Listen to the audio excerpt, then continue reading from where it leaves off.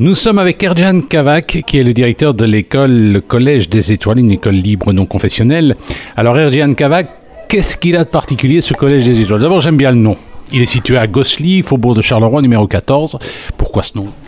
Alors, ce nom pour nous signifie des étoiles qui veut dire que dans chaque élève qui met les pieds dans cette école, on le voit vraiment comme une étoile. C'est ça qui est important pour nous. Donc chaque élève est considéré comme une étoile qui brille de mille feux, bien sûr.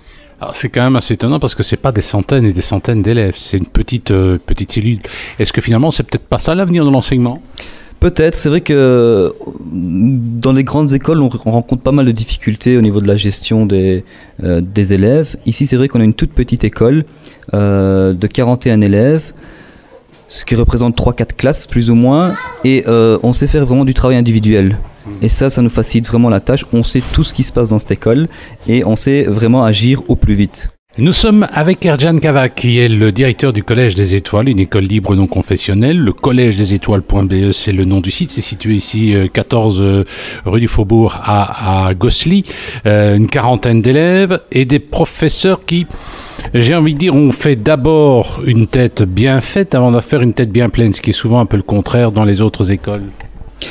Oui, en fait, nous aimons bien former nos professeurs, sensibiliser nos professeurs au vivre ensemble et à vraiment être là pour les élèves. Donc la motivation de nos étudiants et nos instituteurs sont très importants pour nous, bien sûr. Alors quand on dit collège, ce sont des adolescents ou ça va de l'école primaire jusqu'au secondaire? Forcément, il y a une continuité de l'école primaire qui se trouve à Marché-nos-Ponts. Ici, la plupart de nos élèves viennent de l'école primaire, mais nous avons maintenant des élèves qui viennent de tout horizon, de partout, de différentes communes aussi. Nous sommes avec M. Erjan Kavak, qui est le directeur de l'école, le Collège des Étoiles, une école libre non confessionnelle, située ici à la rue du Faubourg à Gosselies, au numéro 14. Alors, on a les fondamentaux quand même. On a sciences sociales, sciences économiques. Voilà. Donc, la première et la deuxième année secondaire, c'est une année commune. C'est-à-dire qu'on a un peu de tout, on voit un peu de tout dans cette première et deuxième année. Vous avez des sciences, vous avez du socio-éco, vous avez des langues aussi. Et donc à partir de la troisième année, nous choisissons l'option qui est très importante pour l'élève. Et donc on propose 3 options. Donc les sciences fortes, les sciences sociales et les langues, les sciences éco. Mais ils ont maths, etc., les matières traditionnelles. Dans toutes les options, nous avons du maths. À partir de la troisième, nous avons les 2 langues, 4 heures, donc c'est quand même 8 heures de langue. Anglais-néerlandais, j'imagine. Anglais-néerlandais, effectivement. Mais c'est vrai c'est à partir de la troisième que l'élève choisit son option. Et pour l'instant, on ne propose que 3 options. Alors, côté enseignant, j'ai entendu que c'était des praticiens.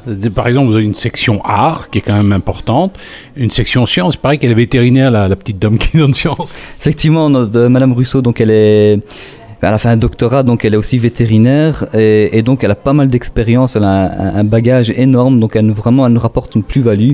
On est très content de l'avoir avec nous. Notre prof d'art, Madame Adam, qui travaille sur Charleroi dans les musées que vous connaissez très bien au BPS 22 par exemple. On a tendance à aller souvent chaque année avec les élèves là-bas pour leur faire connaître notamment Charleroi. Donc c'est un atout, bien sûr. Eh bien ça va, on va aller à la rencontre de vos profs. Nous sommes avec Madame Aïché qui est coordinatrice du pouvoir organisateur de l'école, le Collège des Étoiles, ici à Gosselies. Alors dites-nous un petit peu, le pouvoir organisateur, il fait quoi?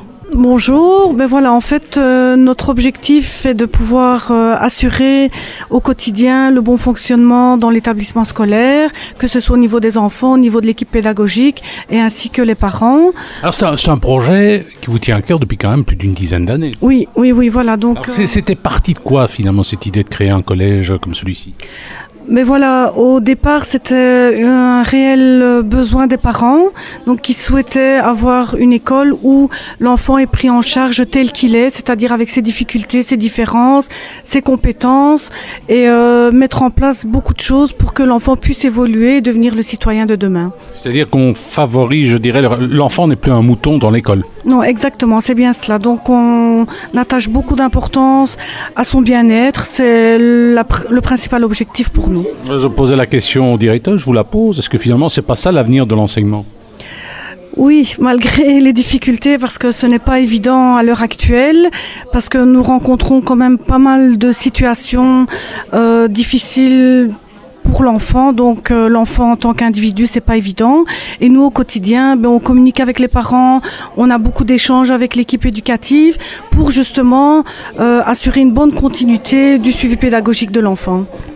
Nous sommes avec Muriel Adam, qui est professeure ici au Collège des Étoiles, un collège dont on vous parle, un collège un peu originaire. En ce sens, il y a très peu d'élèves et vraiment, les élèves et les professeurs vivent en parfaite symbiose. On s'intéresse à l'élève. L'élève n'est pas un mouton, il n'est pas un numéro. Et Muriel, vous avez travaillé au Musée des Beaux-Arts. Maintenant, vous faites aussi au BPS 22. Et qu'est-ce qu'on fait exactement dans la section art? Est-ce qu'on doit encore parler de section art? Alors, on va parler plutôt d'un cours d'éducation plastique. Et c'est pour ça que c'est en lien avec le cours de technologie.